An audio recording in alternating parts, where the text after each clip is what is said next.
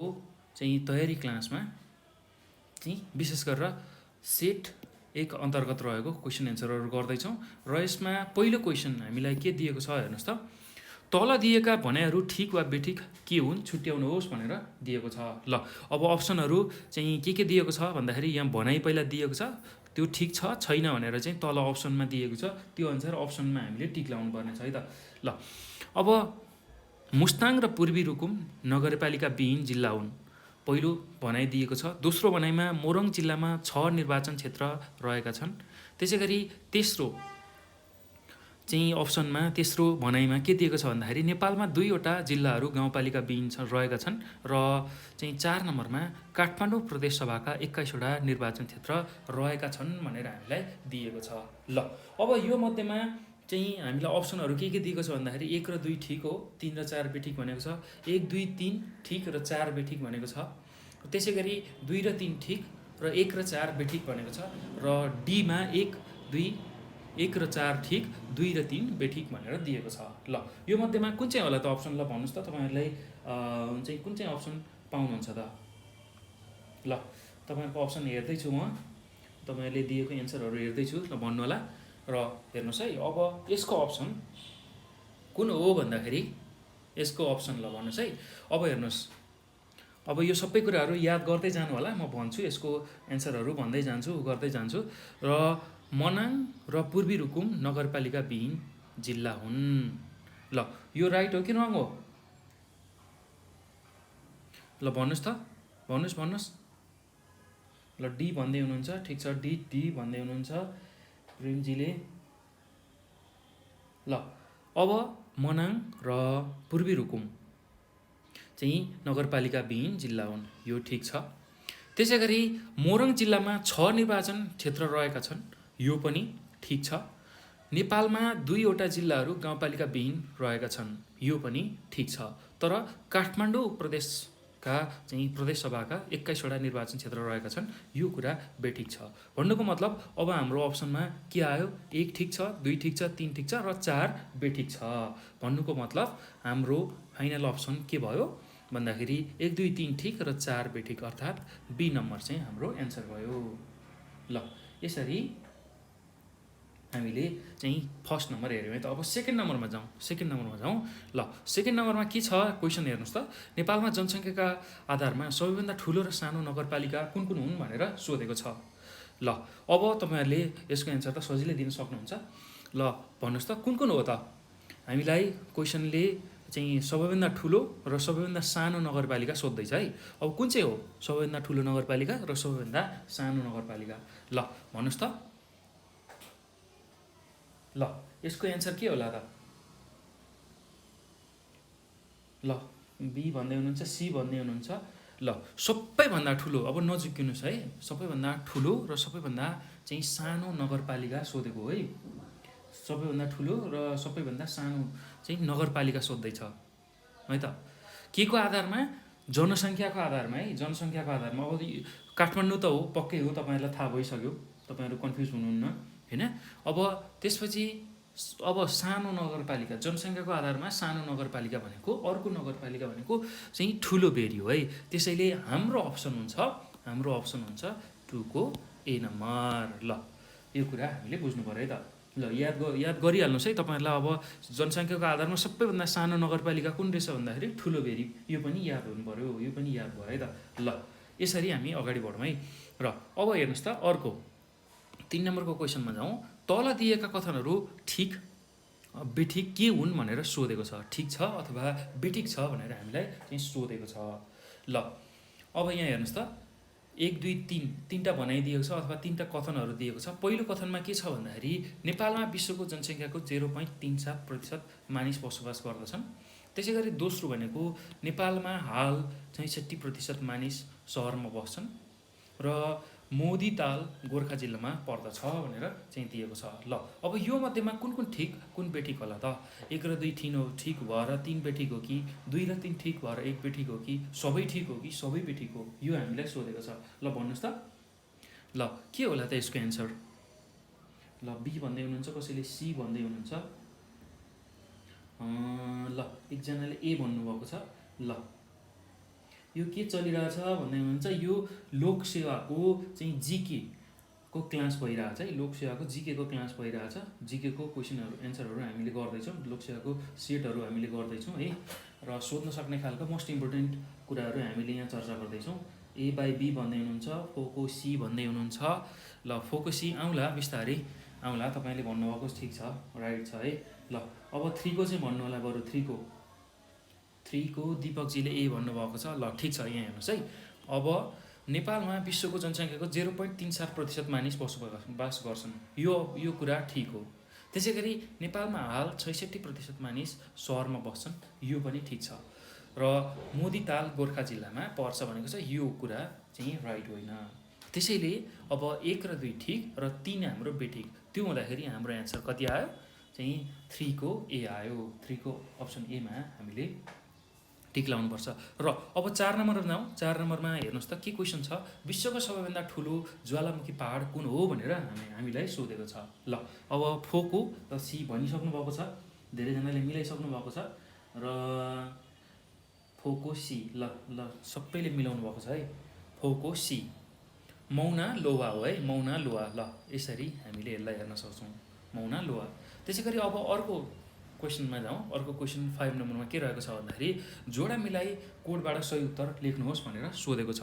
ल हेर्नुहोस् त, तातो महासागर कुन चाहिँ हो, त्यसै गरी 1 इन्च खुम्चँदै गएको महासागर कुन चाहिँ हो, त्यसै गरी चिसो महासागर चाहिँ कुन हो, र अग्लो छाल भएको महासागर कुन हो भनेर हामीलाई चाहिँ सोधेको छ। ल अब त्यसमा हामीले चाहिँ सही उत्तरमा चाहिँ के गर्नु छ, जोडा मिलाएर कोडसँग मिलाउनु पर्नेछ र लास्टमा अप्सन लेख्नुपर्नेछ। ल 5 को चाहिँ कतिजनाले सी भन्दै हुनुहुन्छ, हेरौँ है त, हो होइन चाहिँ बुझौँ है त।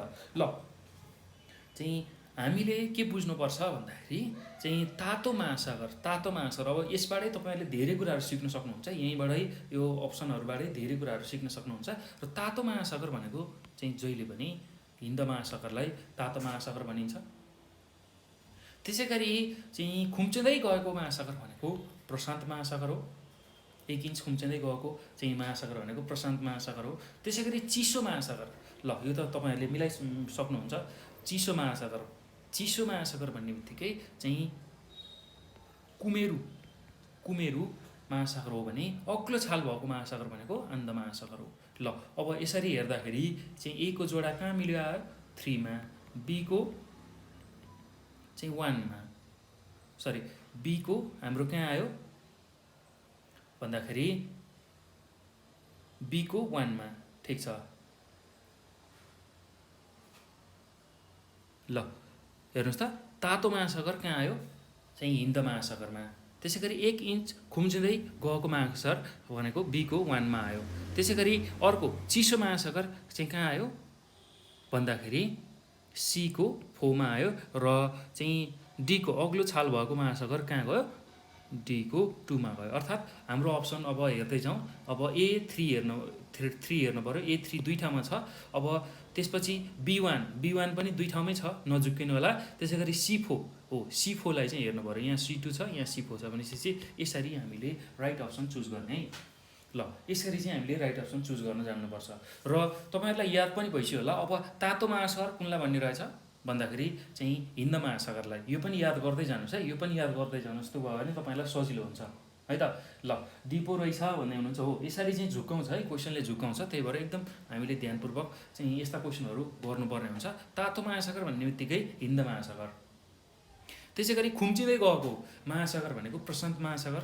त्यसै गरी चिसो महासागर भनेको कुमेरु, र चाहिँ अग्लो छाल भएको महासागर भनेको आन्ध्र महासागर। ल यसरी चाहिँ हामीले यो पनि बुझ्न सक्छौँ।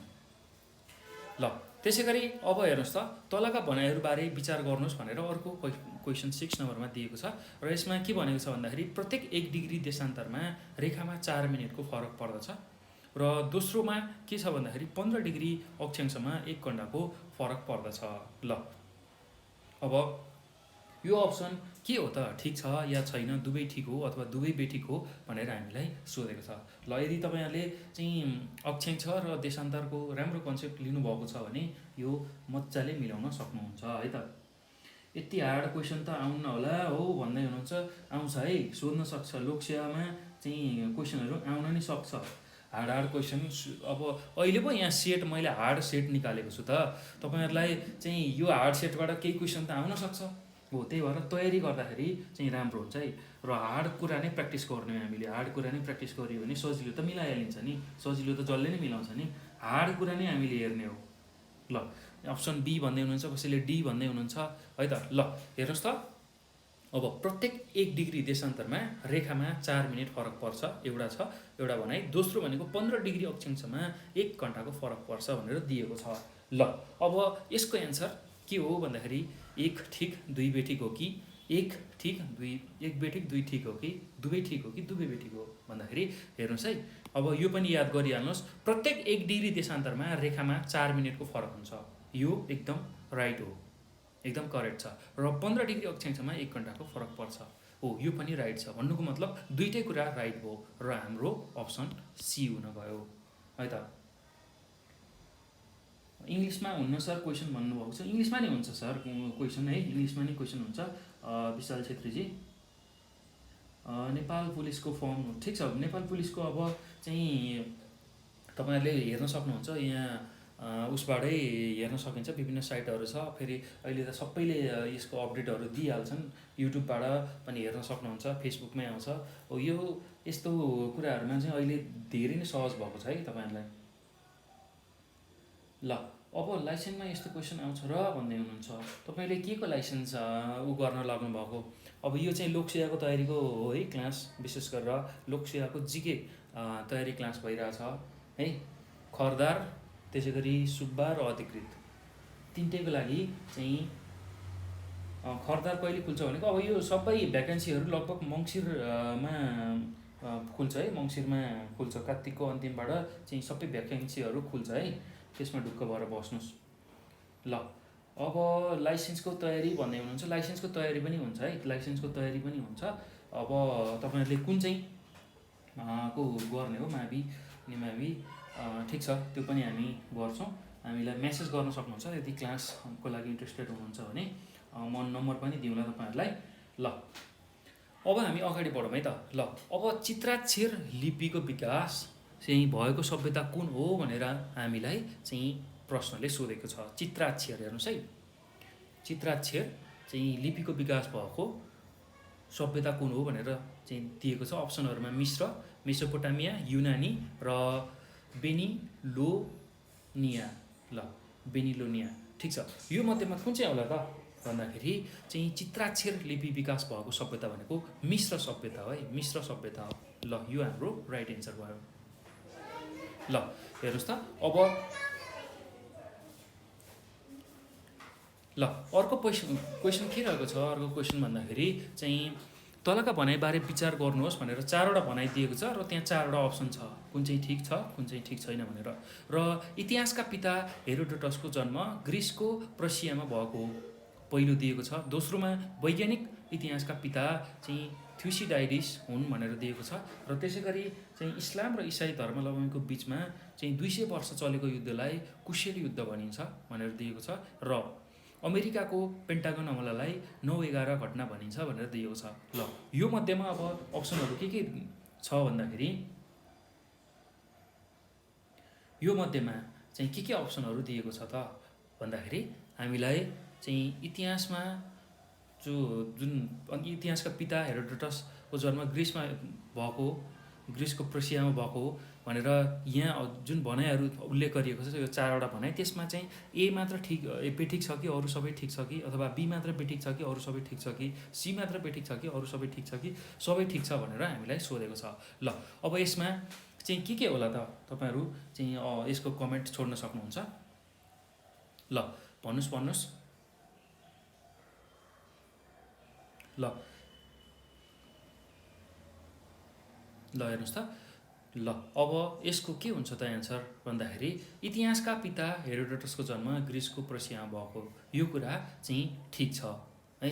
त्यसै गरी वैज्ञानिक इतिहासका पिता थ्युसिडाइडिस हुन्, यो पनि ठिक छ, ठिक छ।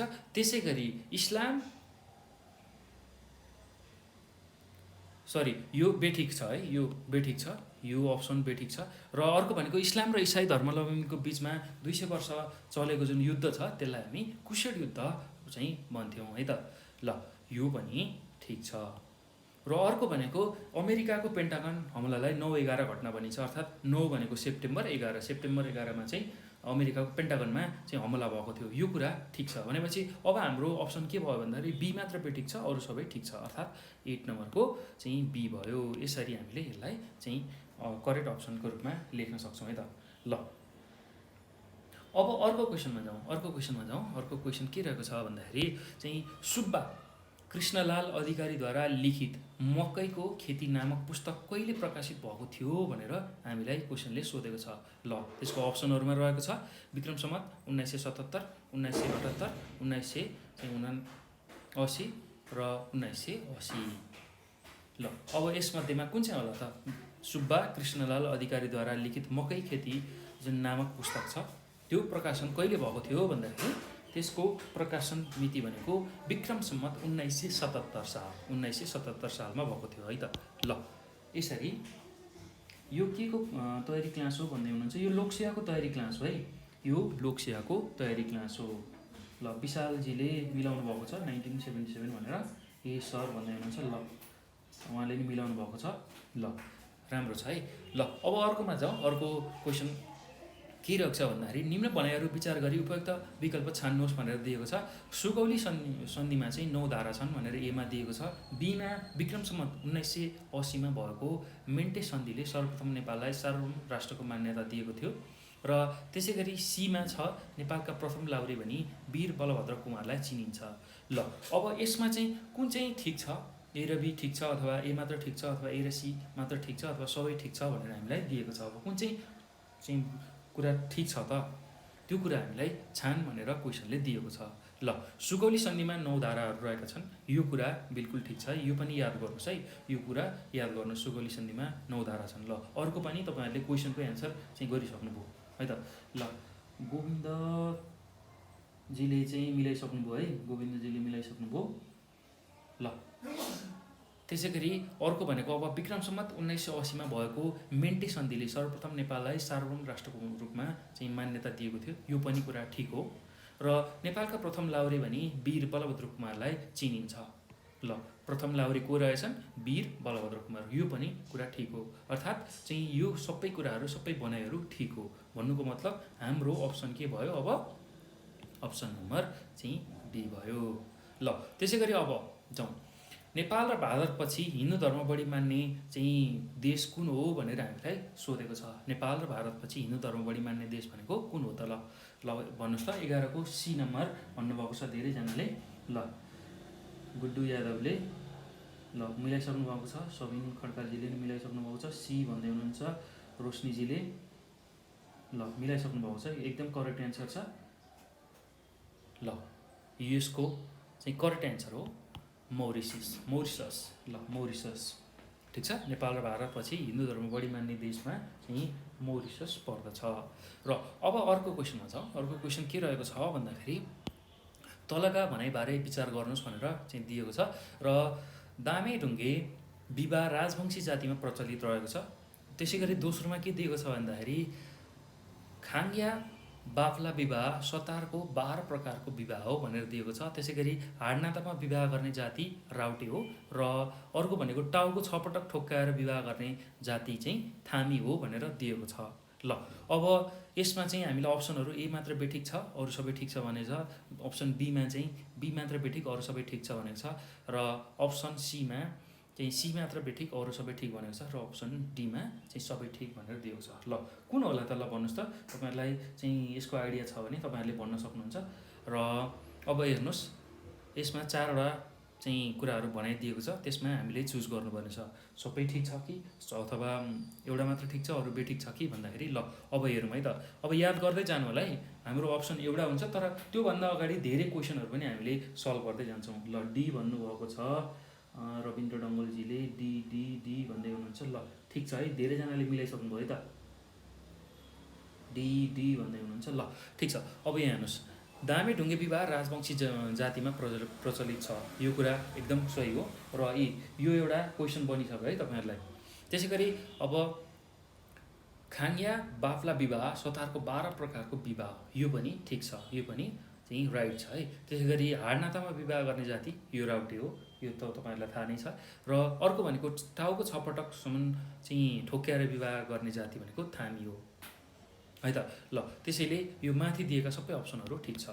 र अब अर्कोमा जाउँ चाहिँ जनताको अभिमत स्वरूप प्रत्याह्वान रिकलको अभ्यास चाहिँ तलका मध्ये कुन व्यवस्थामा हुन्छ भनेर हामीलाई सोधेको छ। ल 13 नम्बरमा एमा अप्सन छ अप्रत्यक्ष लोकतन्त्र, बीमा प्रत्यक्ष लोकतन्त्र, माथिका सबै माथिका कुनै पनि होइन भनेर अप्सन दिएको छ। ल भन्न सक्नुहुन्छ तपाईँहरूले कुन चाहिँ अप्सन चाहिँ राइट हो त, चाहिँ कुन चाहिँ अप्सन राइट हो भन्न सक्नुहुन्छ है त।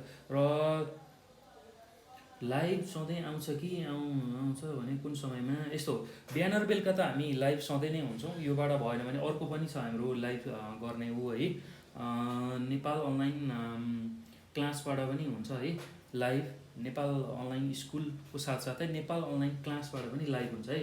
त्यो पनि त्यो आइडी पनि तपाईँहरूले फलो गर्न सक्नुहुन्छ, त्यसमा पनि हामीले लाइभ गर्छौँ है। नेपाल अनलाइन स्कुलमा बिहान र बेलुका हुन्छ, विशेष गरेर आइक्यूको क्लास हुन्छ। आज चाहिँ मैले जिक्यूको क्लास लिएर आएको छु यसमा, र आइक्यूको क्लास हुन्छ है त्यसमा लाइभ, र नेपाल अनलाइन स्कुलमा आइक्यूको हुन्छ बिहान बेलुका।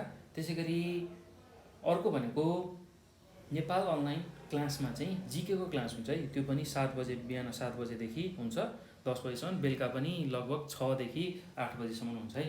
अनि यसरी चाहिँ हामीले क्लासहरू अगाडि बढाइरहेछौँ है।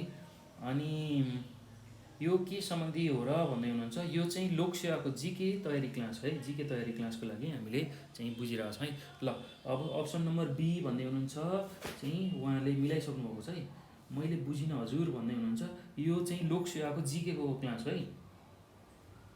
ल रविन्द्र डङ्गलजी हुनुहुन्छ, रबिन डङ्गलजी है, उहाँले मिलाइसक्नु भएको छ है एन्सर। ल यसको एन्सर चाहिँ के हुन्छ भन्दाखेरि जनताको अभिमत स्वरूप प्रत्याह्वान चाहिँ को अभ्यास तलका मध्ये कुन व्यवस्थामा छ भन्दाखेरि यो चाहिँ प्रत्यक्ष लोकतन्त्रमा रहेको छ। ल यो कुरा हामीले बुझ्नु पर्यो। ल यसको करेक्ट एन्सर भनेको बी हो। र अब अर्को क्वेसनमा जाउँ। अर्को क्वेसन के रहेको छ भन्दाखेरि नेपालको वर्तमान संविधानमा व्यवस्था भएका नागरिकता सम्बन्धी प्रावधानबारे कुन भनाइ गलत रहेको छ भनेर हामीलाई चाहिँ सोधेको छ। ल अब यसको 4वटा चाहिँ अप्सन दिएको छ, त्यसमा चाहिँ कुन चाहिँ अप्सन गलत छ त्यो हामीले चाहिँ चुज गर्नुपर्ने छ है त। ल सबैजना अब जो जोइन हुनु भइरहेको छ है, उहाँहरूलाई पनि स्वागत छ। र युट्युबबाट हुन्छ कि नै हजुर भन्दै हुनुहुन्छ, युट्युबमा चाहिँ हामीले गरेको छैनौँ है। अब अहिले लाइभ क्लासहरू भइरहेछ, अब अलिक पछि चाहिँ हामी पेड क्लासहरू पनि राख्छौँ होला। तपाईँहरू जो इन्ट्रेस्टेड हुनुहुन्छ तपाईँहरू जोइन गर्न सक्नुहुन्छ है। हामीले चाहिँ विशेष गरेर चाहिँ के को तयारी गर्दैछौँ भन्दाखेरि चाहिँ खरदार सुब्बाको चाहिँ तयारी गराउँदैछौँ, र त्यसमा अब फर्स्ट पेपरको जसले पढ्नुपर्छ जिके आइक्यू उहाँहरू सबैको लागि चाहिँ यो हेल्पफुल हुन्छ यो क्लासहरू है। हामीले त्यसरी चाहिँ क्लास दिन आँट्दैछौँ। अब एराउन्ड 10 डेजमा चाहिँ हामी पेड क्लास पनि सुरु गर्छौँ होला है त, पेड क्लास पनि सुरु गर्छौँ होला। तपाईँहरू इन्ट्रेस्टेड हुनुहुन्छ भने हामीलाई मेसेज अथवा कल गर्न सक्नुहुन्छ। म नम्बर तपाईँहरूलाई प्रोभाइड गरिदिन्छु 9849595895, यो नम्बरमा कल गर्दा पनि हुन्छ, अथवा अर्को नम्बर जुन चाहिँ म लेखिदिन्छु यो नम्बरमा चाहिँ कल गर्दा अझ चाँडो रिसिभ हुन्छ 9745699899। ल यो नम्बर छ 9745699899 है त। ल तपाईँहरूले व्हाट्सएप, भाइबर, टेलिग्राममा मेसेज गर्न सक्नुहुन्छ यदि क्लासको लागि इन्ट्रेस्टेड हुनुहुन्छ भने है त। र अब 14 नम्बरमा हेरौँ त। नेपालको वर्तमान संविधानको व्यवस्थामा चाहिँ भएका नागरिक अधिकार सम्बन्धी जुन प्रावधानहरू छ त्यसमा कुन चाहिँ गलत छ भनेर अप्सनहरू दिएको छ। ल अब ए नम्बरमा छ धारा 10मा प्रादेशिक पहिचान सहितको एकल सङ्घीय नागरिकताको व्यवस्था गरिएको छ। त्यस्तै दोस्रोमा चाहिँ धारा 13मा वंशजको आधारमा नेपालको नागरिकता प्राप्त गर्ने व्यक्तिले निजको आमा वा बुबाको नामबाट लैङ्गिक पहिचान सहितको नेपालको नागरिकता प्रमाणपत्र पाउने व्यवस्था रहेको छ। त्यस्तै धारा चाहिँ 14मा गैर-आवासीय नेपाली नागरिक प्रदान गर्न सकिने व्यवस्था गरिएको छ, नागरिकता प्रदान गर्ने जुन व्यवस्था छ। त्यस्तै गरी चाहिँ डीमा गैर-आवासीय नागरिकता प्राप्त गर्ने व्यक्तिले आर्थिक, सामाजिक र सांस्कृतिक अधिकारको उपभोग गर्न पाउनेछ भनेर दिएको छ। ल अब यसको गलत चाहिँ कुन चाहिँ हो भन्दाखेरि यसको अप्सन नम्बर बी चाहिँ गलत हो है। यो कुरा हामीले बुझ्नुपर्छ। अर्थात् यो धारा 13मा वंशजको आधारमा नेपालको नागरिकता प्राप्त गर्ने व्यक्तिले निजको आमा वा बुबाको नामबाट लैङ्गिक पहिचान सहितको नेपालको नागरिकको प्रमाणपत्र पाउने व्यवस्था छ भन्ने कुरा चाहिँ गलत छ है। ल अब अर्को क्वेसनमा जाउँ। अर्को क्वेसन के रहेको छ भन्दाखेरि नेपालको संविधानको धारा 48 अनुसार तलका मध्ये कुन नागरिकको कर्तव्य अन्तर्गत पर्दैन। ल यो त तपाईँले सजिलै मिलाइसक्नुहुन्छ है त। ल एकदम सजिलो छ। ल हेर्नुहोस् त अब कुन हो त भन्दाखेरि राष्ट्रप्रति निष्ठावान हुँदै नेपालको राष्ट्रियता सार्वभौम सत्ता र अखण्डताका रक्षा गर्नु। त्यसै गरी दोस्रो अप्सनमा छ संविधान र कानुनको पालना गर्नु। त्यसै गरी तेस्रोमा छ नागरिकको जीव धन, त्यसै गरी समानताको र स्वतन्त्रताको संरक्षण गर्नु। त्यस्तै अर्को भनेको सार्वजनिक सम्पत्तिको सुरक्षा र संरक्षण गर्नु। ल अब यसमा नागरिकको कर्तव्य अन्तर्गत नपर्ने के हो। ल यो त सजिलै मिलाउन सक्नुहुन्छ होला है तपाईँहरूले। ल प्रेम पराजुलीजी उहाँले मिलाइसक्नु भएको छ है, र यो त एकदम सजिलो छ। हेर्नु न एकदम सजिलो छ। नागरिकको जीव धन जनताले गर्न सक्दैन है। नागरिकको कर्तव्य अन्तर्गत पर्दैन। त्यो चाहिँ राष्ट्रको कर्तव्य अन्तर्गत पर्छ। प्रत्येक नागरिकको चाहिँ जीवधनको त्यसै गरी उनीहरूको स्वतन्त्रताको समानताको चाहिँ संरक्षण गर्ने अधिकार चाहिँ राष्ट्रको है, नागरिकको कर्तव्यमा पर्दैन। र नागरिकले चाहिँ संविधान र कानुनको पालना गर्ने हो, सार्वजनिक सम्पत्तिको सुरक्षा संरक्षण गर्ने हो, त्यसको साथसाथै राष्ट्रप्रति निष्ठावान हुँदै नेपालको राष्ट्रियता सार्वभौम सत्ता र अखण्डताको रक्षा गर्ने है त। ल त्यसैले हाम्रो अप्सन के छ भन्दाखेरि हाम्रो अप्सन सी रहेको छ। किनभने यो चाहिँ नागरिकको कर्तव्य अन्तर्गत पर्दैन है त। ल अब अर्को क्वेसनमा जाउँ। अर्को क्वेसन के रहेको छ भन्दाखेरि अर्को क्वेसनमा के दिएको छ भन्दाखेरि नेपालको अन्तरिम शासन विधान 2007 सम्बन्धका तलका कुन भनाइ सही हो वा हुन् भनेर हामीलाई सोधेको छ। ल हेर्नुहोस् त एमा के छ, राजा त्रिभुवनबाट घोषणा भएको यो संविधान 6 पटकसम्म संशोधन भएको थियो। त्यसै गरी संविधान जारी गर्दा चाहिँ मोहन शमशेर राणा प्रधानमन्त्री हुनुहुन्थ्यो। पहिलोपटक राज्यका निर्देशक सिद्धान्तहरू समावेश गरिएको थियो भने अप्सन नम्बर डीमा श्री 3 प्रति उत्तरदायी हुन मन्त्रीमण्डलको व्यवस्था गरिएको थियो। ल यसमध्येमा अब ए मात्र बेठिक छ अरू सबै ठिक हो कि, सी मात्र बेठिक अरू सबै ठिक हो कि, बी मात्र बेठिक अरू सबै ठिक हो कि, डी मात्र बेठिक अरू सबै ठिक हो भनेर हामीलाई सोधेको छ। ल कुन होला त यसको एन्सर। ल भन्नुहोस् त। ल हेर्नुहोस् है। ल तपाईँहरूको डी भन्नुभएको छ, एकजनाले डी भन्नुभएको छ। ल डी डी डी। ल ठिक छ। ल यो डी नम्बर हो है, यसको एन्सर डी नम्बर हो। अर्थात् अब चाहिँ डी मात्र बेठिक छ अरू सबै ठिक छ। अर्थात् श्री 3 प्रति उत्तरदायी हुन मन्त्रीमण्डलको व्यवस्था गरिएको थियो, यो बेठिक छ अरू सबै ठिक छ है। नेपालको चाहिँ अन्तरिम शासन विधान 2007 चाहिँ त्रिभुवन राजाबाट घोषणा भएको थियो र यसलाई चाहिँ 6 पटकसम्म संशोधन गरिएको थियो। त्यस्तै चाहिँ संविधान जारी गर्दा त्यति बेला चाहिँ राणा प्रधानमन्त्री मोहन शमशेर हुनुहुन्थ्यो। र अर्को भनेको पहिलोपटक राज्यका निर्देशक को सिद्धान्तहरू चाहिँ यसमा समावेश गरिएको थियो है त। ल यो पनि तपाईँहरूले चाहिँ याद गर्नु होला। र अब अर्को हेर्नुहोस्, तलका मध्ये कुन चाहिँ राज्यको तत्त्व हो भनेर हामीलाई सोधेको छ। ल हेर्नुहोस् त अब यसको अप्सनमा चाहिँ नागरिक समाज दिएको छ, व्यवस्थापिका दिएको छ, राजनीतिक दल दिएको छ र अन्तर्राष्ट्रिय मान्यता। ल हेर्नुहोस् अब यसको एन्सर के हुन्छ। ल 17 को भन्नुहोस् त। 17 को ल 17 को डी भन्दै हुनुहुन्छ, बी भन्दै हुनुहुन्छ, सी भन्दै हुनुहुन्छ। जीवन सापकोटाजीले मिलाइसक्नु भएको छ। ल मिलाइसक्नु भएको छ है, मिलाइसक्नु भएको छ।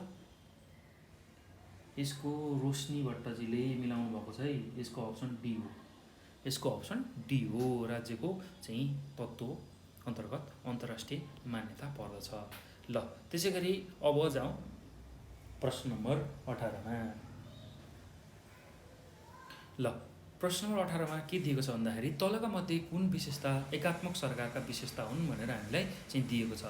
ल एकात्मक सरकारको विशेषता के हो भन्दाखेरि चाहिँ अब यहाँ विशेषता दिएको छ र यसमध्येमा हामीले छान्नुपर्ने छ युद्ध र सङ्कटका लागि उपयोगी, त्यसै गरी राज्यहरूबीच अस्वस्थ प्रतिस्पर्धा, छरिएर रहेको जनसङ्ख्यालाई सम्बोधन गर्न उपयुक्त हुने र शासनमा एकरूपता हुने। ल यो मध्येमा कुन ठिक छ कुन बेठिक छ हामीले छुट्याउनु पऱ्यो है त। ल यति कुरा चाहिँ हामीलाई सोधेको छ। ल अब यो एकात्मक सरकारको विशेषतामा चाहिँ युद्ध र सङ्कटको लागि उपयोगी हुन्छ, यो कुरा ठिक छ। त्यसै गरी राज्यहरूबिचको अस्वस्थ प्रतिस्पर्धा यो बेठिक छ र यो एकात्मक सरकारको विशेषता हुन सक्दैन र छरिएर रहेका जनसङ्ख्यालाई सम्बोधन गर्न उपयुक्त हुने यो पनि चाहिँ रङ एन्सर हो। र शासनमा एकरूपता हुने किनभने एकात्मक सरकार हुने बित्तिकै शासनमा एकरूपता आउँछ हो, यो कुरा ठिक छ। फेरि यो कुरा ठिक छ भन्नुको मतलब ए र डी चाहिँ हाम्रो के भयो ठिक भयो र बी र सी बेठिक भयो। त्यो कहाँ छ त अप्सन भन्दाखेरि अप्सन नम्बर बीमा रहेको छ। ल यसरी चाहिँ हामीले लेख्न सक्छौँ है त। ल यसरी अब अर्कोमा जाउँ। अर्को क्वेसन के रहेको छ भन्दाखेरि प्रतिस्थापन विधायक 2078 अनुसार जोडा मिलाउनुहोस् भनेको छ। ल अहिलेको हाम्रो चालु खर्च कति छ, पुँजीगत खर्च कति छ 2078 अनुसार वित्तीय व्यवस्थाको चाहिँ खर्च कति छ वित्तीय व्यवस्थामा र वित्तीय हस्तान्तरणमा चाहिँ कति प्रतिशत रहेको छ त हो, त्यो कुरा हामीले बुझ्नुपर्ने छ है त। ल अब यसको अप्सन के होला त।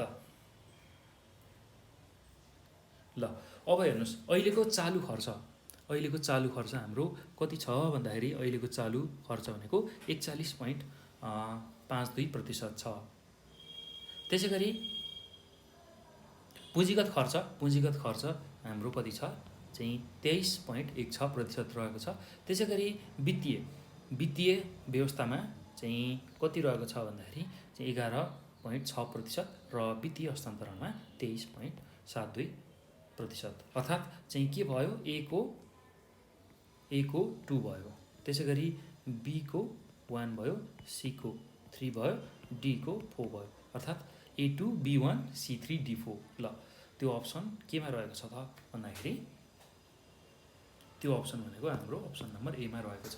ल यसरी चाहिँ हामीले यसको एन्सर लेख्न सक्छौँ। ल अब अर्कोमा जाउँ। अर्को क्वेसन के रहेको छ भन्दाखेरि चौरासे र साटाखानी औद्योगिक क्षेत्र कुन जिल्लामा निर्माण हुने औद्योगिक क्षेत्रहरू हुन् भनेर हामीलाई चाहिँ सोधेको छ।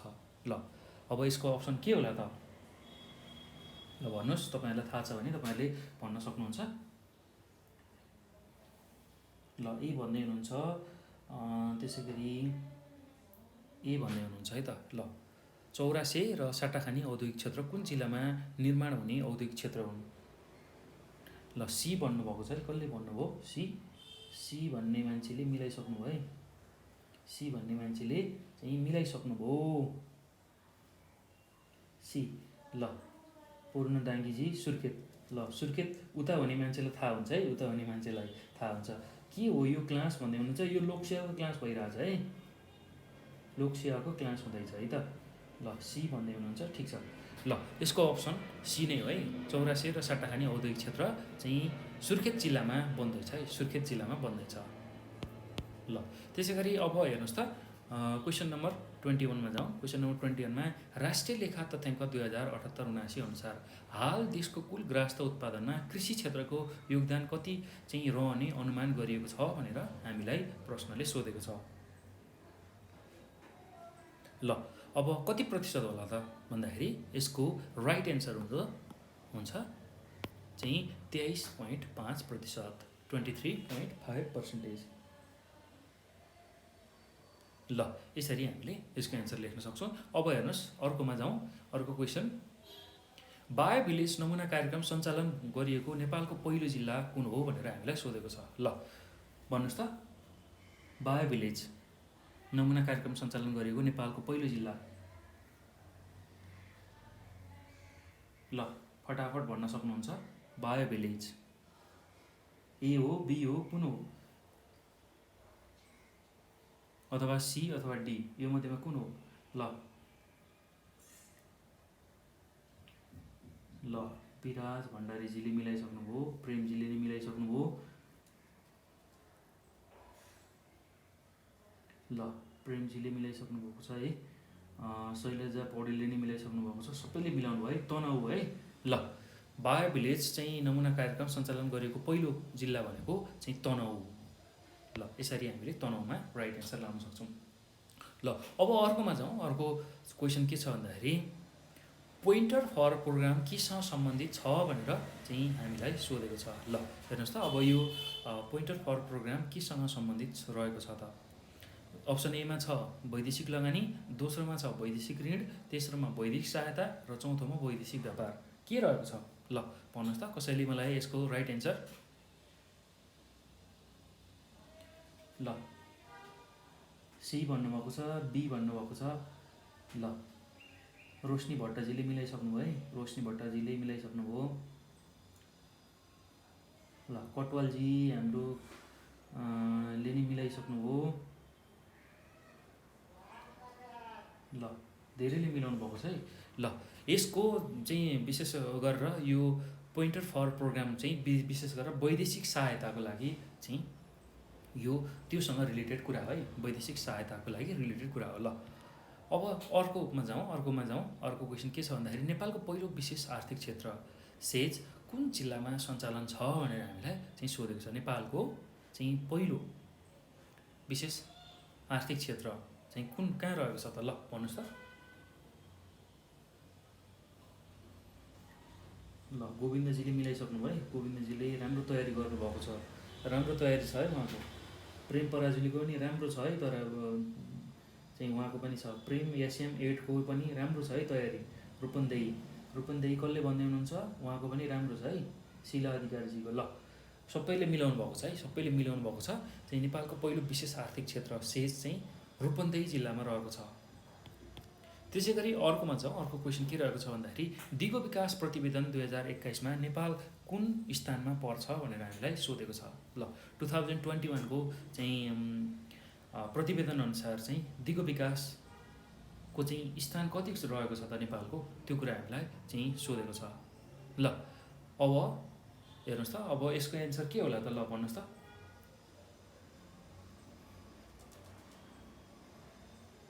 ल भन्नुहोस्।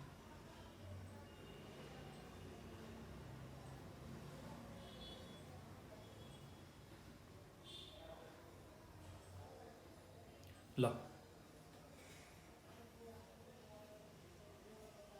ए भन्नुहुन्छ, डी भन्नुहुन्छ, सी भन्नुहुन्छ, 86 भन्दै हुनुहुन्छ, ए भन्नुभएको छ, ए बी सी। ल ऱ्यान्डमली आइरहेछ है। ल अब दिगो विकास प्रतिवेदन 2021 मा नेपाल चाहिँ कुन स्थानमा रहेको छ भन्दाखेरि विशेष गरेर नेपाल चाहिँ 96औं स्थानमा छ है, 96औं पोजिसनमा रहेको छ। ल यो कुरा याद गर्नु होला, 96औं पोजिसनमा रहेको छ है त।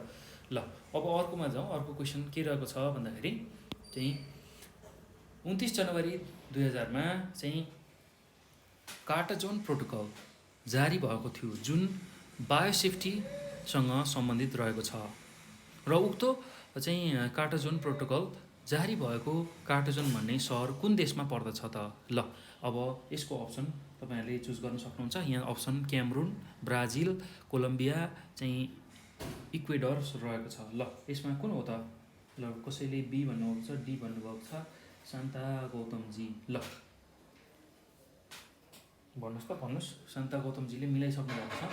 र खरिदारको एक्जाम कहिले हुन्छ भनेर भन्नुभएको छ। एक्जाम खुल्छ है, खुलेपछि थाहा हुन्छ, लगभग थाहा हुन्छ होइन। अब यसको एन्सरमा जाउँ। यसको एन्सर चाहिँ यो बायोसेफ्टीसँग जुन कुरा सम्बन्धित, बायोसेफ्टीसँग सम्बन्धित जुन कार्टाजोना प्रोटोकल थियो हो, त्यो जारी भएको सहर भनेको चाहिँ कोलम्बिया है, कोलम्बिया। Option number C. ल अप्सन नम्बर सी हाम्रो प्रेम एमजिएलजीको नि धेरै राम्रो तयारी छ है, उहाँले धेरै क्वेसनहरू मिलाइरहनु भएको छ। पूर्ण थापाजीले नि मिलाउनु भएको छ है त। ल हाम्रो गोविन्दजीले त लगभग धेरै नै मिलाउनु भएको छ है, गोविन्द ठकुन्ना। उहाँको राम्रो छ है, अफिसरको तयारी गर्दै हुनुहुन्छ जस्तो लाग्छ मलाई। उहाँले लगभग प्राय क्वेसनहरू मिलाइरहनु भएको छ है त। ल एकदम राम्रो छ। ल यसको राइट एन्सर हुन्छ चाहिँ कोलम्बिया।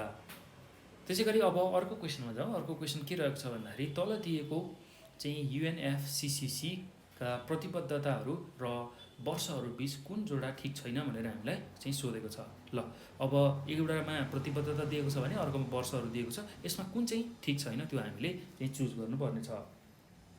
ल हेर्नुहोस् त, क्योटो प्रोटोकल 97। त्यसै गरी क्यानोन सहमति 2010, कोपनहेगन एकर्ड 2012 र बाली एक्सन प्लान। यो मध्येमा चाहिँ रङ एन्सर कुन चाहिँ जोडा ठिक छैन भनेको छ है, यो जोडा हामीले हेर्नुपर्छ र यसमा ठिक नभएको जोडा भनेको चाहिँ कोपनहेगन एकर्ड 2012 है। ल यो कुरा हामीले बुझ्नु पर्यो। ल गोविन्दजीले त फेरि मिलाइसक्नु भएको छ है। ल अब अर्कोमा जाउँ, अर्को क्वेसनमा जाउँ। तलका भनाइबारे विचार गर्नुहोस् भनेर दिएको छ। ल हेर्नुहोस् त, काठमाडौँ उपत्यकामा सवारी प्रदूषण जाँच 2051 वैशाख 1बाट गर्न थालियो।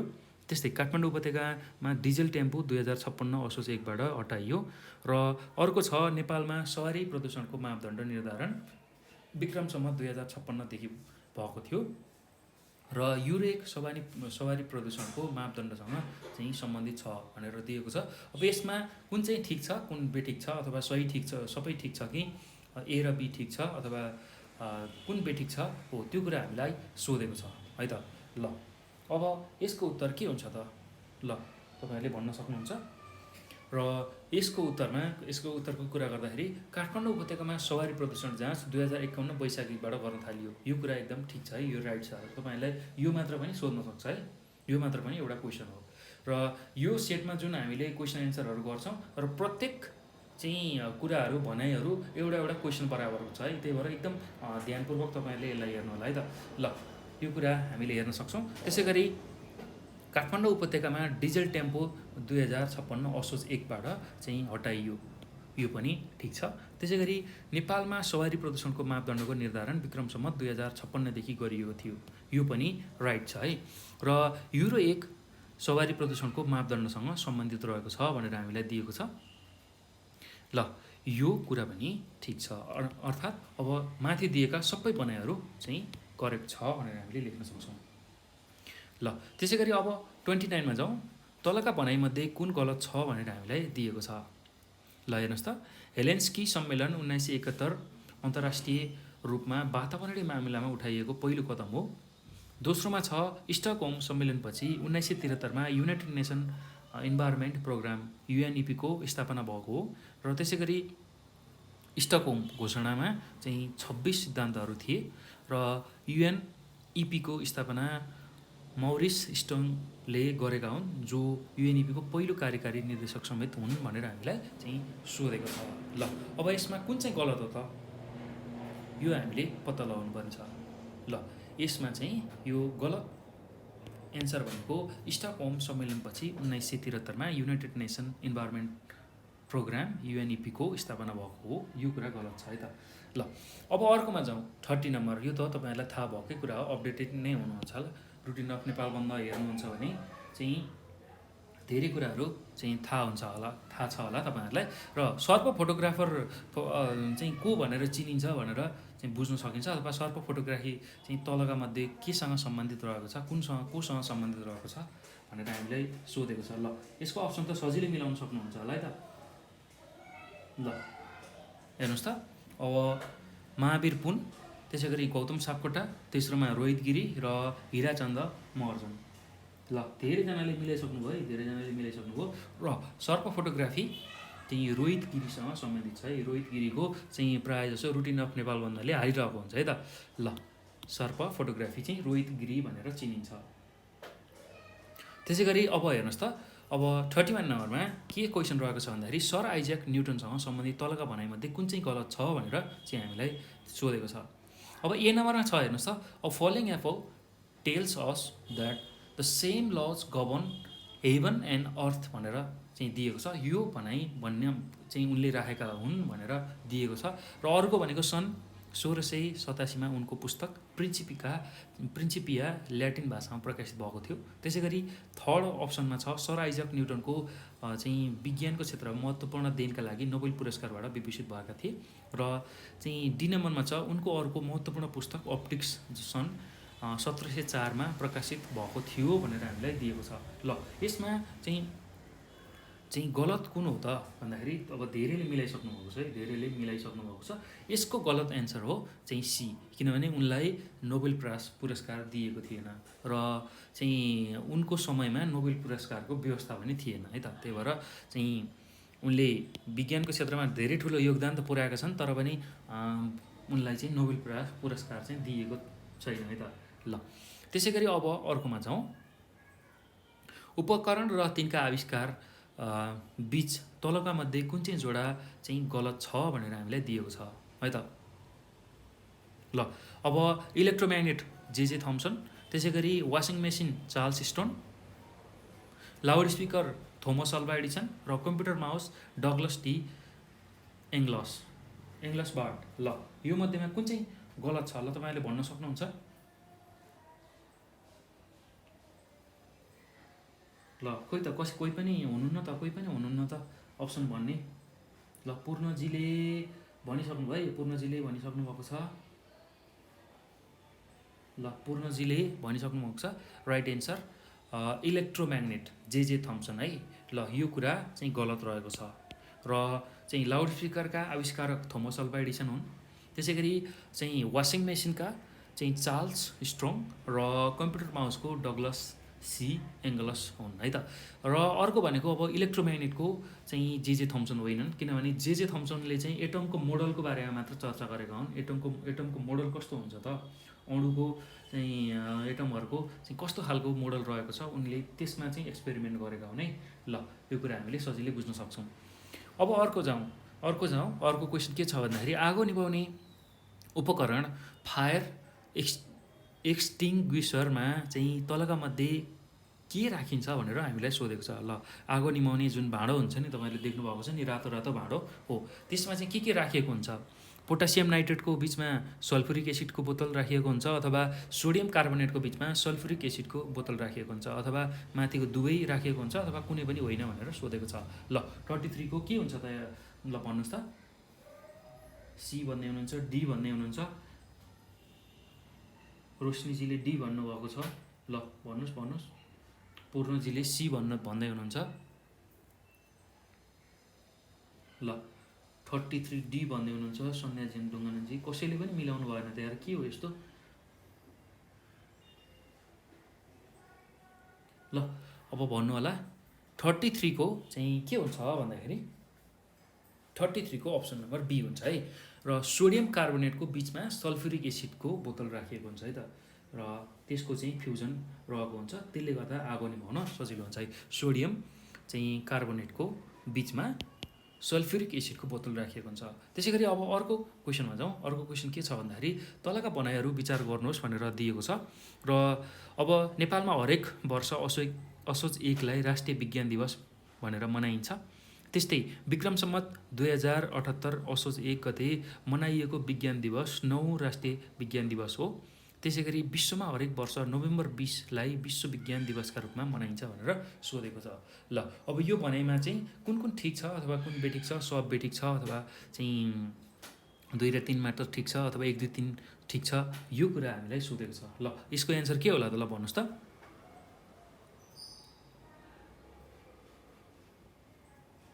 ल 34 को रोशनी भट्टजीले भनिसक्नु भएको छ। रोशनी भट्टजीले भनिसक्नु भएको छ।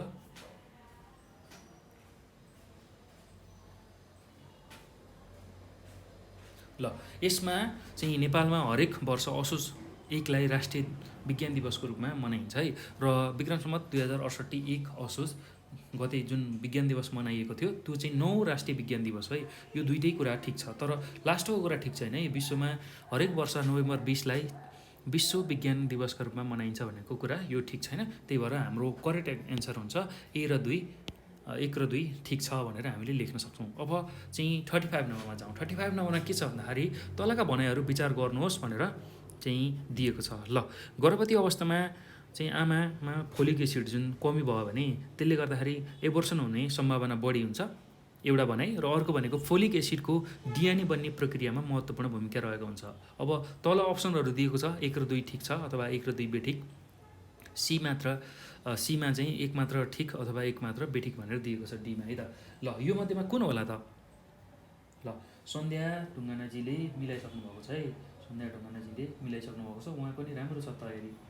ल रोशनी भट्टजीले डा लेख्नु भएको छ। ल के हो त? ल भन्नुहोस् त। ए भन्नुभएको छ, ल ठिक छ है, उहाँहरूले मिलाउनु भएको छ र यो दुइटै कुरा ठिक हो है। गर्भवती अवस्थामा चाहिँ आमामा फोलिक एसिडको कमी भएमा एबोर्सन हुने सम्भावना हुन्छ, त्यही भएर त्यति बेला चाहिँ फोलिक एसिडको चक्कीहरू खान दिने त्यो व्यवस्था छ। र अर्को भनेको फोलिक एसिडले चाहिँ डिएनए बनाउनको लागि महत्त्वपूर्ण भूमिका खेल्छ। हाम्रो शरीरमा बन्ने जुन डिएनए छ त्यो बनाउनको लागि फोलिक एसिडले एकदमै ठुलो भूमिका खेल्छ है त, त्यो कुरा हामीले बुझ्नुपर्छ। ल 1 र 2 ठिक हो, अर्थात् 35 को ए। ल अब अर्कोमा जाउँ। तलका जोडाहरूमध्ये कुन चाहिँ गलत छ भनेर हामीलाई दिएको छ। ल हेर्नुहोस् त, कार्बोहाइड्रेट र प्रोटिनको अभावमा फोकिनास लाग्छ। दोस्रोमा छ मानिस स्वस्थ हुनको लागि 13 प्रकारको भिटामिनको आवश्यकता पर्छ। त्यसै गरी भिटामिन ए, डी, ई र केलाई फ्याट सोलुबल भिटामिन भनिन्छ भने भिटामिन बी, सीलाई वाटर सोलुबल भिटामिन भनेर दिएको छ। ल यो मध्येमा कुन चाहिँ गलत छ त? ल भन्नुहोस् त तपाईँहरू। ल पूर्ण थापाजीले भनिसक्नु भएको छ र मिलाइ पनि सक्नुभएको छ, उहाँले मिलाइसक्नु भएको छ, उहाँको पनि राम्रो छ तयारी। हाम्रो रोशनी भट्टजीले नि मिलाइसक्नु भएको छ। सुनार रोशिकाजीले नि मलाई मिलाइसक्नु भएको छ है। ल PB53 उहाँले नि मिलाउनु भएको छ। शैलजा पौडेलजीले नि मिलाइसक्नु भएको छ है, उहाँको पनि राम्रो छ है। ल रञ्जनाजीले नि मिलाउनु भएको छ। हो, कार्बोहाइड्रेट र प्रोटिनको अभावमा चाहिँ फोकेनास लाग्दैन है, सुकेनास चाहिँ लाग्छ है त। ल विशेष गरेर अब मानिस स्वस्थ हुनको लागि चाहिँ 13 प्रकारका भिटामिन आवश्यक पर्छ, त्यो कुरा एकदम करेक्ट एन्सर हो। र बी र सी पानीमा घुल्ने भिटामिन हुन् र एडिई चिल्लोमा घुल्ने भिटामिन हुन् है। र भिटामिन चाहिँ मान्छे स्वस्थ हुनको लागि चाहिँ 13 प्रकारको छ, ए, बी, त्यसै गरी सी, डी, ई, के। ठिक छ, यति छ। तर भिटामिन बीमा अझै अब चाहिँ 8वटा चाहिँ रहेको छ। त्यसरी चाहिँ 13 प्रकारको चाहिँ भिटामिन रहेको छ है त। ल त्यो कुरा हामीले बुझ्नुपर्छ। अब अर्को क्वेसनमा जाउँ। अर्को क्वेसन के छ भन्दाखेरि निम्न देशहरूबारे विचार गर्नुहोस् भनेको छ। Brunei, Vietnam, Myanmar, Laos. अब यसमा चाहिँ एसियनका सदस्य राष्ट्रहरू माथि उल्लेखित कुन हो अथवा कुन हुन् भनेर हामीलाई दिएको छ। ल अब यसमा कुन हो त भन्दाखेरि यसको अप्सन ल तपाईँले भन्न सक्नुहुन्छ। यसको राइट एन्सर के रहेको छ भन्दाखेरि ल भन्नु होला। ल यसको राइट एन्सर हो माथिका सबै, अर्थात् सबै देशहरू चाहिँ यो एसियनका सदस्य राष्ट्रहरू नै। र त्यस्तै गरी अब 38 नम्बरमा जाउँ। अर्को क्वेसन के रहेको छ भन्दाखेरि चाहिँ युएनएका अङ्ग र धाराबीच जोडा मिलाउनुहोस् भनेर चाहिँ हामीलाई सोधेको छ। ल अब महासभा कुन धारामा छ, त्यसै गरी सुरक्षा परिषद कुन धारामा रहेको छ, आर्थिक तथा सामाजिक परिषद कुन धारामा रहेको छ, सचिवालय कुन धारामा रहेको छ त। ल अब यसको एन्सर के होला त? ल तपाईँहरूले चाहिँ हेर्न सक्नुहुन्छ। अब धारा मिलाउनुहोस् है, पहिला धारा कतिमा छ अनि मात्रै चाहिँ अप्सनमा जानुहोस् है। सिधै अप्सन एबिसी टाइप नगर्नुहोस्, धारा हेरेर अनि त्यो मिलिसकेपछि आफूले जानिसकेपछि मात्रै धाराको कुराहरू बुझिसकेपछि मात्रै अनि अप्सनमा टिक लगाउन सक्नुहुन्छ है त। ल 38 को भन्नुहोस् त। ल अब महासभा चाहिँ विशेष गरेर कतिौँ धारामा रहेको छ भन्दाखेरि महासभा चाहिँ धारा 9मा रहेको छ। र त्यसै गरी चाहिँ सुरक्षा परिषदको चाहिँ धारा 23 रहेको छ। त्यसै गरी चाहिँ आर्थिक तथा सामाजिक परिषदको धारा भनेको 4 रहेको छ। र अब सचिवालयको धारा त डेफिनेटली कति हुने भयो चाहिँ 2 हुने भयो। ल यसरी हाम्रो चाहिँ एन्सर हुन्छ। ए को कतिमा भयो? ए को 1मा छ। त्यसै गरी बी को कतिमा आएको छ? 3मा आएको छ। त्यसै गरी सी को 4मा र डी को कतिमा छ? 2मा छ। अर्थात् यो अप्सन कहाँ छ भन्दाखेरि अप्सन नम्बर सीमा रहेको छ। ल यसरी चाहिँ हामीले यसको एन्सर चाहिँ राइट भनेर लाउन सक्छौँ है त। ल यसरी अब तपाईँहरू जो जोइन हुँदै हुनुहुन्छ भर्खरै यो चाहिँ लोकसेवाको तयारी क्लास भइरहेछ है, लोकसेवाको तयारी क्लास भइरहेछ। ल अब यो 2-3वटा क्वेसन तपाईँहरूले चाहिँ प्र्याक्टिस गरेर मलाई अप्सन भन्दै गर्नु होला है त। म 1 मिनटमा आइहाल्छु। ल के हुन्छ मैले यहाँ क्वेसन देखाइदिएको छु। ल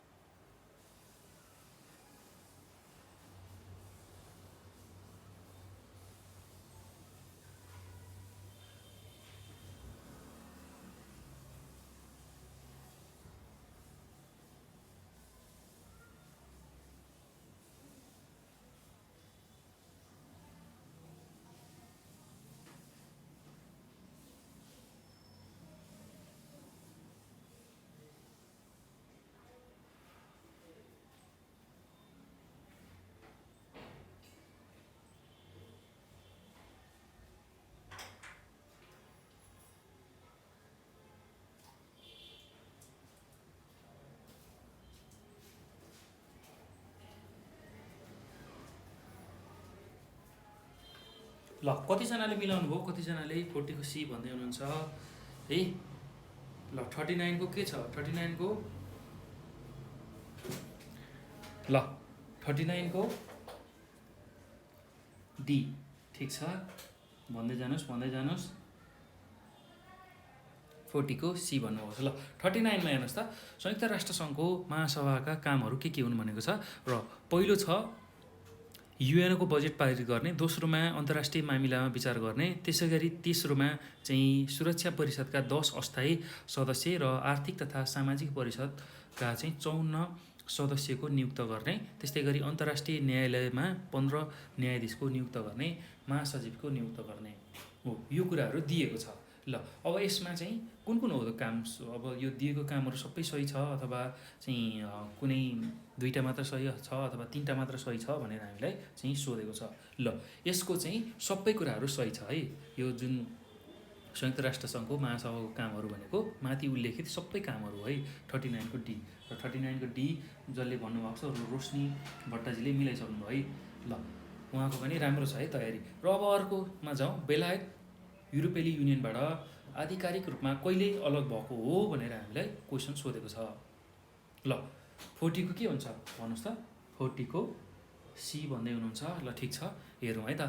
ल बेलायत युरोपेली युनियनबाट आधिकारिक रूपमा चाहिँ कहिले छुट्टिएको हो भन्दाखेरि बेलायत चाहिँ सन् 2020 जनवरी 31 मा है, जनवरी 31 मा। ल 40 को सी भयो है त। ल उहाँले मिलाउनु भएको छ। ल जो जोइन हुँदै हुनुहुन्छ उहाँले चाहिँ बुझ्नु होला, यो लोकसेवाको क्लास भइरहेछ है, लोकसेवाको क्लास भइरहेछ र लोकसेवाको क्लासहरू भइरहेछ है त। यसमा हामीले लोकसेवाको क्लास गरिरहेछौँ, जिकेको क्लास भइरहेछ र बेलुका आइक्यूको क्लास हुन्छ है। बेलुकाखेरि चाहिँ आइक्यूको क्लास हुन्छ, त्यसमा पनि तपाईँहरू जोइन भएर पढ्न सक्नुहुन्छ, लाभ उठाउन सक्नुहुन्छ है त। ल अब अर्कोमा जाउँ, तलका मध्ये चीनको सहयोगको क्षेत्र कुन होइन भनेर हामीलाई सोधेको छ। ल हेर्नुहोस् त, अब यसको अप्सनमा हेटौँडा कपडा कारखाना, लुम्बिनी चिनी कारखाना, भ्रिकुटी कागज कारखाना र नयाँ बस पार्क। ल तपाईँहरूले सजिलै मिलाउन सक्नुहुन्छ। 41 को के रहेको छ त, कुन चाहिँ चीनले सहायता गरेको छैन त, कुन चाहिँमा। ल सजिलै भन्न सक्नुहुन्छ, यसको एन्सर हो नयाँ बस पार्क है, नयाँ बस पार्क अर्थात् अप्सन नम्बर सी। ल रोशनीजी तपाईँको मिलेन है, तपाईँको मिलेन, अब मिल्छ है, अर्को मिल्छ। ल यसको चाहिँ 41 को सी हो है, नयाँ बस पार्कमा चाहिँ चीनको सहयोग छैन है त। ल अब अर्कोमा जाउँ, दिएको भनाइहरू अध्ययन गरी सही विकल्प छनौट गर्नुहोस् भनेर दिएको छ। धनगढी डडेलधुरा राजमार्ग अमेरिकी सहयोगमा बनेको हो, त्यसै गरी UN को पर्यवेक्षक राष्ट्र पेलेस्टाइन र भ्याटिकन सिटी हुन्, त्यसै गरी नेपाल र बारबाडोस बीच चाहिँ द्वैत सम्बन्ध 2021 डिसेम्बर चाहिँ 8 मा भएको थियो र त्यसै गरी श्रीलङ्काले UN को सदस्यता चाहिँ 1955 डिसेम्बर 14 मा पाएको थियो भनेर चाहिँ दिएको छ। ल अब यो मध्येमा सबै गलत छ अथवा सबै ठिक छ, 1 र 3 मात्र ठिक छ अथवा 1 र 2 मात्र ठिक छ भनेर हामीलाई अप्सन दिएको छ। ल 42 को के होला त, ल भन्नुहोस् त। ल यहाँ दिएका सबै कुराहरू चाहिँ राइट छन् है, त्यसैले 42 को बी भनेर हामीले बुझ्न सक्छौँ। ल धनगढी डडेलधुरा जुन राजमार्ग छ त्यो चाहिँ अमेरिकी सहयोगबाट बनेको हो। यो पनि एउटा क्वेसन हो है, यो पनि तपाईँहरूलाई सोध्न सक्छ। अब खर्दारको क्वेसनमा यसरी क्वेसनहरू हालिदिन सक्छ। त्यसै गरी UN को पर्यवेक्षक राष्ट्र पेलेस्टाइन र भ्याटिकन सिटी हो, त्यो पनि हामीले चाहिँ राइट मान्छौँ। र अर्को भनेको नेपाल र बारबाडोस बीच चाहिँ द्वैत सम्बन्ध 2021 डिसेम्बर 8 मा भएको थियो र श्रीलङ्काले UN को सदस्यता 1955 डिसेम्बर 14 मा पाएको थियो भनेर हामीले बुझ्न सक्छौँ। ल अब अर्कोमा जाउँ, 12औं जनगणना 2078 को प्रारम्भिक नतिजा अनुसार कतिवटा जिल्लामा जनसङ्ख्या वृद्धि दर ऋणात्मक रहेको छ भनेर हामीलाई सोधेको छ। ल अहिलेको जुन जनगणना छ त्यसको चाहिँ प्रारम्भिक नतिजा आइसकेको छ र अब अन्तिम नतिजा चाहिँ लगभग मङ्सिरसम्ममा आइपुग्ने कुरा छ हैन। त्यो हुँदाखेरि अब पछिको पनि नतिजा तपाईँहरूले याद गर्नुपर्ने हुन्छ, किनभने लोकसेवाको तयारी गर्दाखेरि समसामयिकमा तपाईँहरूलाई त्यो सोध्न सक्छ। र अहिले चाहिँ अब कति रहेको छ त ऋणात्मक, चाहिँ कतिवटा जिल्लामा चाहिँ ऋणात्मक छ त, पहिलाको भन्दा पनि जनसङ्ख्या घटेको पाइएको छ, त्यो कतिवटा जिल्लामा हो भनेर हामीलाई सोधेको छ। ल त्यो कतिवटा भन्दाखेरि त्यो चाहिँ 32वटा जिल्लामा है, 32वटा जिल्लामा। ल 32वटा जिल्ला सन्ध्या ढुङ्गानाजीले मिलाइसक्नु भएको छ। ल उहाँको राम्रो तयारी छ है।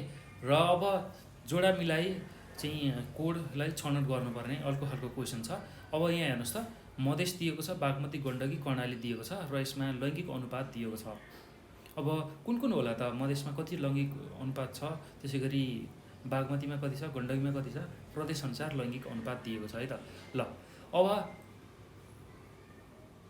यसमा कुन अप्सन होला? ल तपाईँहरूले भन्न सक्नुहुन्छ। ल विशेष गरेर मधेस अर्थात् त्यहाँ चाहिँ एकदमै धेरै जनसङ्ख्या पनि छ र जनसङ्ख्याको आधारमै लैङ्गिक अनुपात निकालिने भएको हुनाले यो मधेस चाहिँ 4 नम्बरमा आयो, अर्थात् ए 4 नम्बर, अर्थात् मधेसको लैङ्गिक अनुपात 100.99 अर्थात् 100.99 रहेको छ। त्यसै गरी अब बागमती प्रदेशमा चाहिँ कति छ लैङ्गिक अनुपात? ल बागमती प्रदेशमा नि जनसङ्ख्या धेरै नै रहेको छ। त्यो अनुसार हेरौँ है त। ल भन्नुहोस् त।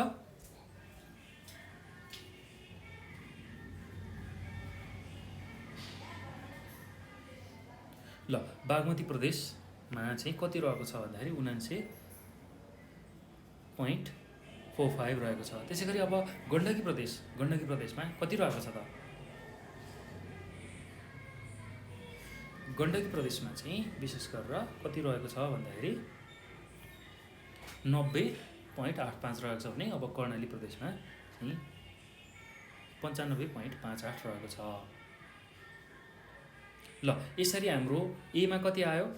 एमा 4 आयो, बीमा कति आयो? 3 आयो, सीमा 2 आयो, डीमा 1 आयो। ठिक छ। ल यसरी A4, B3, C2 र D1 हो। यो कुरा चाहिँ हामीले कुनमा पाउँछौँ भन्दाखेरि अप्सन नम्बर डीमा पाउँछौँ है त। ल अब अर्कोमा जाउँ। अर्को क्वेसनमा चाहिँ अफगानिस्तानमा सन् 2001 देखि रहेका सेना कहिले फिर्ता भएका हुन्? ल यो कुरा सोध्न सक्छ है। यो रिसेन्ट कुरा हो, रिसेन्ट कुरा तपाईँहरूलाई सोध्न सक्छ। 2001 देखि रहेको अफगानी सेना कहिलेबाट चाहिँ फिर्ता भएका हो त? ल अप्सन नम्बर कति होला त यसको? 45 को। ल भन्नुहोस् त।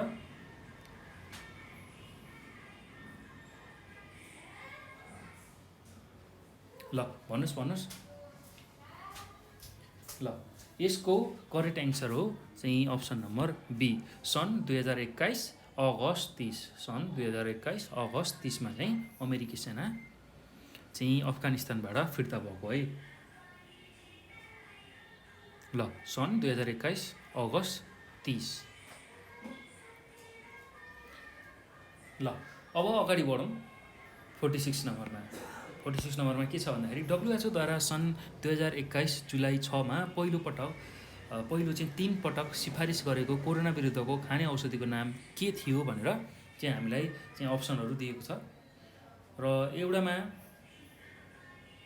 रेमडेसिभिर छ, दोस्रोमा इन्टरलेउकिन छ र तेस्रोमा स्ट्राफेक्ट छ र अर्कोमा चाहिँ भेक्लारी छ अथवा भेक्लोरी छ। ल यो मध्येमा कुन चाहिँ हो त?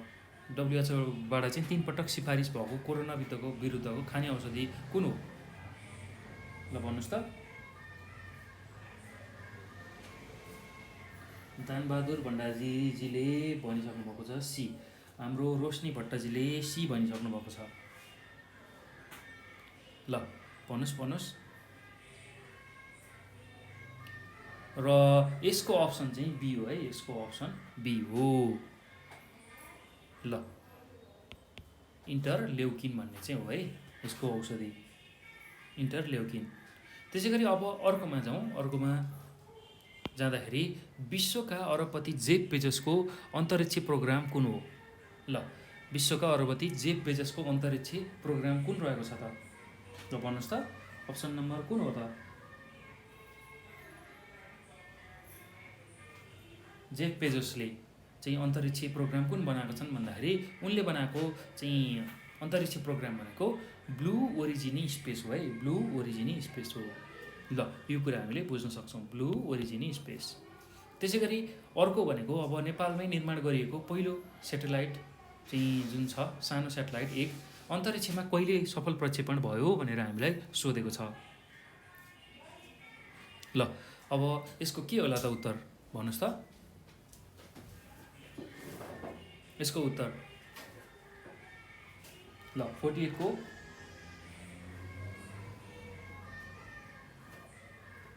ल सन् 2022 जनवरी 13 मा चाहिँ यसको सफल चाहिँ परीक्षण अथवा प्रक्षेपण गरिएको थियो।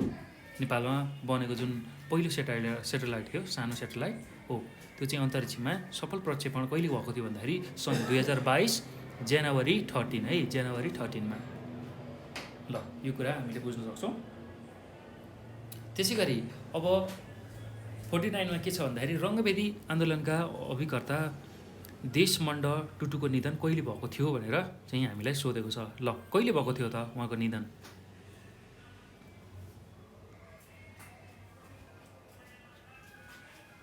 ल उहाँको निधन चाहिँ सन् 2021 डिसेम्बर 26 मा रहेको थियो है। Option number C is our correct answer. र अब हेर्नुहोस् त पछिल्लो पटक चरम आर्थिक सङ्कटको अवस्थाका कारण आपतकाल घोषणा गरेको मुलुक कुन हो? नेपाल, श्रीलङ्का, घाना, भुटान। ल यो तपाईँहरूले मिलाइसक्नुहुन्छ, एकदम सजिलो छ। ल यति त ख्यालमै मिलाउनुहुन्छ। ल भन्नुहोस् त चाहिँ 50 को के हो राइट एन्सर? रोशनी भट्टजी 50 को डी भन्दै हुनुहुन्छ। के हो? श्रीलङ्का भन्नुभयो है सन्ध्या ढुङ्गानाजीले। ल ठिक छ डी भन्दै हुनुहुन्छ। भुटान हो र होइन नि? पछिल्लो पटक अहिले भर्खरै रिसेन्टली भएको आर्थिक सङ्कटको अवस्थाका कारण आपतकालीन नै घोषणा गर्नु परेको चाहिँ मुलुक भनेको त श्रीलङ्का हो नि त। ल option number B is our correct answer. ल यति कुरा चाहिँ हामीले लेख्न सक्छौँ है त, यदि यो अप्सन राख्न सक्छौँ। ल अब सेट 2 सुरु गरौँ त हामी। तपाईँहरूलाई बोर त लागेको छैन नि? अर्को सेट पनि गर्ने हो। ल भन्नुहोस् त तपाईँहरूको फिडब्याक पनि लिन्छु, कस्तो भइरहेछ क्लास। ल धेरै साथीहरूको राम्रो तयारी छ है, राम्रो तयारी छ, तपाईँहरूको राम्रो तयारी छ। ल एकैछिन फ्रेस हुनुहोस्, म पनि थोरै केही खान्छु अनि हामी सुरु गरौँ न त है त। ल ठिक छ अर्को सेट पनि गर्छौँ है हामी, गर्छौँ लगभग। अब अहिले हामी 5 को हाराहारीमा छौँ, हामी 5 साढे 5 सम्म गर्छौँ है, सेटहरू गर्छौँ, आनन्दले गर्छौँ। तपाईँहरू थोरै फ्रेस हुनुहोस्, केही खानुहोस् है, अनि हामी फेरि चाहिँ लाइभ सेसनमा चाहिँ अरू कुराहरू फेरि गर्छौँ है त। अर्को सेट हामी गर्छौँ।